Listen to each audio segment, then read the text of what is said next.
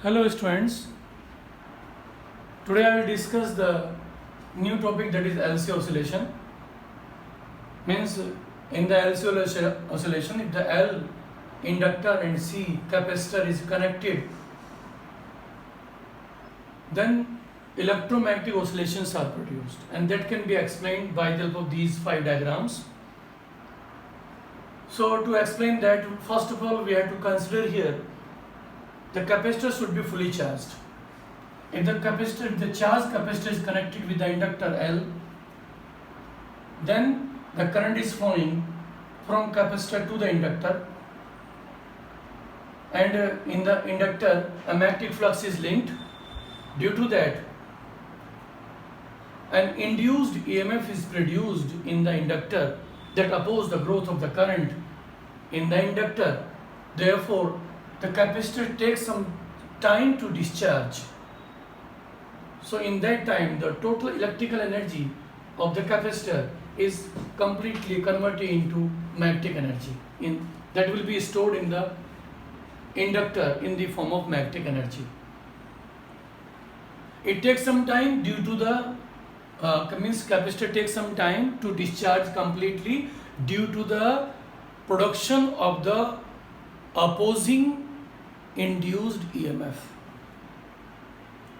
Therefore, when it is fully discharged, then the current ceases to flow in the circuit, means current will not be flow, and the magnetic lines of force winding up.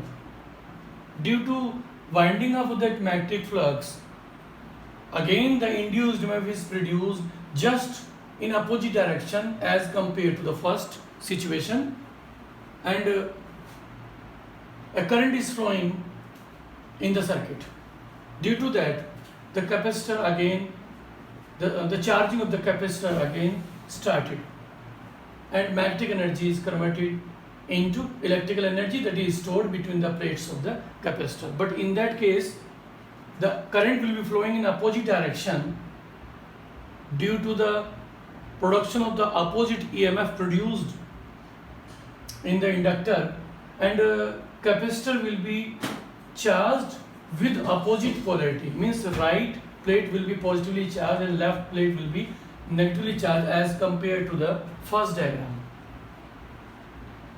Now, when it is completely charged, means total magnetic energy is converted into the electrical energy and capacitor is fully charged, then the current is flowing from capacitor to the inductor, and magnetic flux again linked in the inductor, but in opposite direction, that is produced in the diagram number 2. An induced EMF is again produced to oppose the growth of the current in the inductor, and due to that it takes some time to discharge completely, means capacitor takes some time to discharge completely.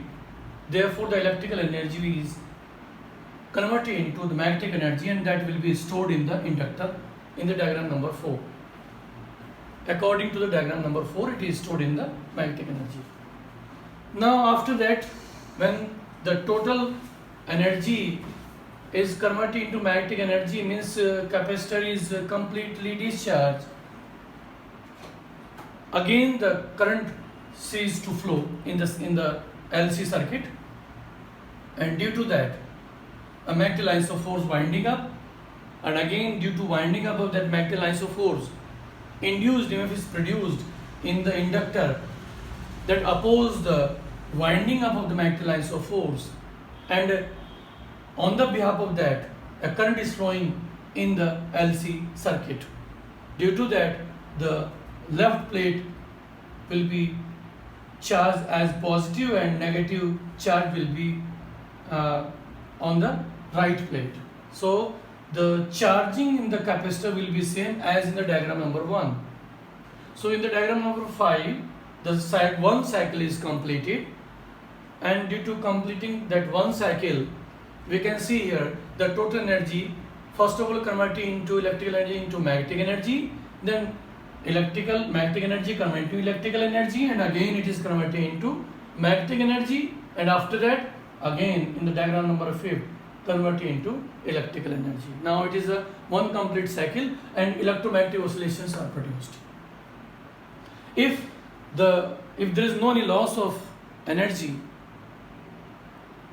so it obeys the principle of laws of conservation of energy. Therefore, the undamped oscillations are produced. Means undamped electromagnetic oscillations are produced, in which the amplitude of the oscillations remains constant with respect to time. You can see in the diagram number 6. But practically we can see here the energy is decreases in the conversion to electric into magnetic or vice versa in the form of heat energy. So some energy is lost.